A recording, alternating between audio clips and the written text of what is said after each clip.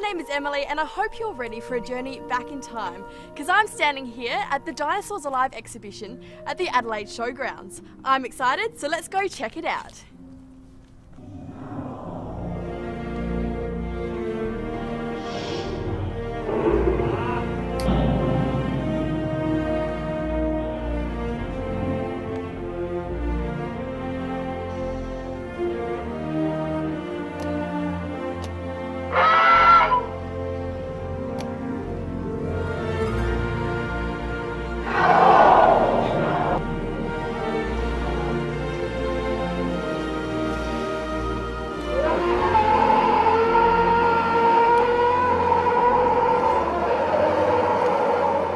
The man responsible for this entire exhibition. It is, of course, Tony. Thank you very much for being with us.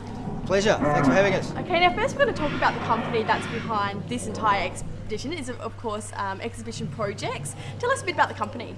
Exhibition Projects is in the business of developing and creating new exhibitions, usually educative exhibitions.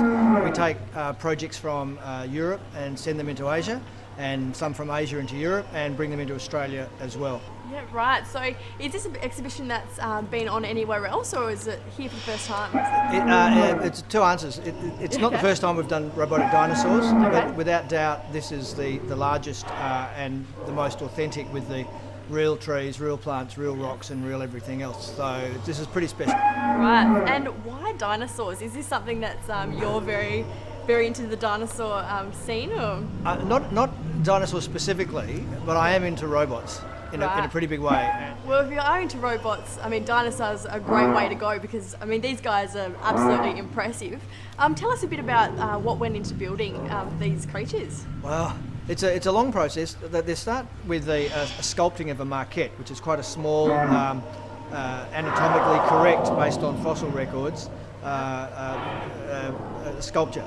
And from there it's scaled up, and then the engineers get involved to work out what movements are going to be practicable with the technology that's available, and how big do we want it to go. Do we want it to be full size? And I'll tell you, a full size Tyrannosaurus Rex is about 5 stories high. So wow. Even if we manufactured one, we'd have no way of transporting it anywhere. You wouldn't be able to fit it in. It won't fit into a container. There's no exactly. Yep. So there's a degree of practicability involved in that. And then once the engineers have worked out what the movements could be and what the technology will allow, it's a case of working in reverse to build a steel and aluminium frame, to work out where the small air rams are going and the capillaries that have the air pulsing through them, where the computer's going to go so it won't be seen, and so on. It's quite complex. Yeah, there is a lot that goes into building one of these guys then. So did these guys take a long time to produce, to build? They do. If you can imagine though, although it's not quite a mass production process, after the first one, and you've got the moulds for, say, the skin of a Tyrannosaurus Rex, you can pop them out relatively quickly, but the first one's the hardest. And then as things move on too, paleontologists continually improve the fossil record in their interpretation, so after some years what may have been up to the minute in terms of how it looked could well not be any longer, and so it might go back to the drawing board again. Right, so these guys are actually built to quite a realistic scale. Oh, absolutely. And the movements and all that sort of thing. The scale is absolutely very realistic. Right, so it's about the closest thing that you're ever going to get to, really. Well, unless there's some way of going back 65 million, yeah.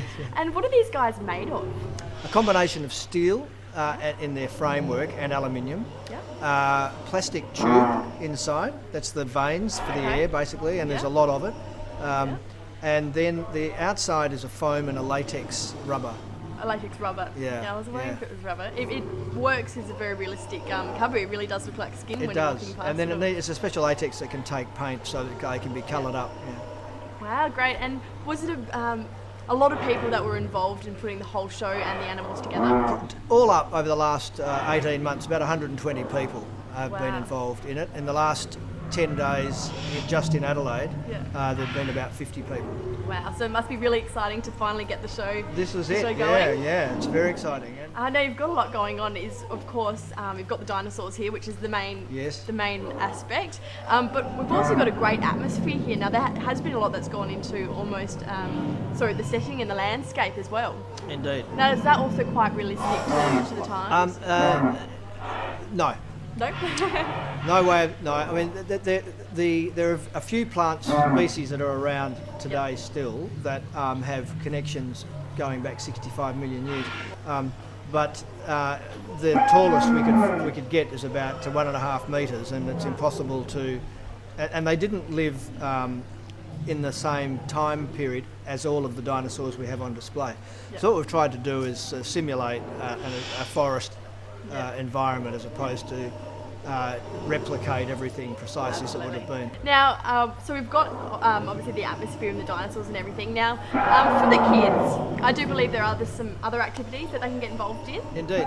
We also have a fairly substantial activity room with opportunities to dig up fossils, to do jigsaws, dinosaur jigsaws. There's a little kiddies playing area for mum and dad feel like a rest and a cup of coffee. They can sit down and the kids can play safely.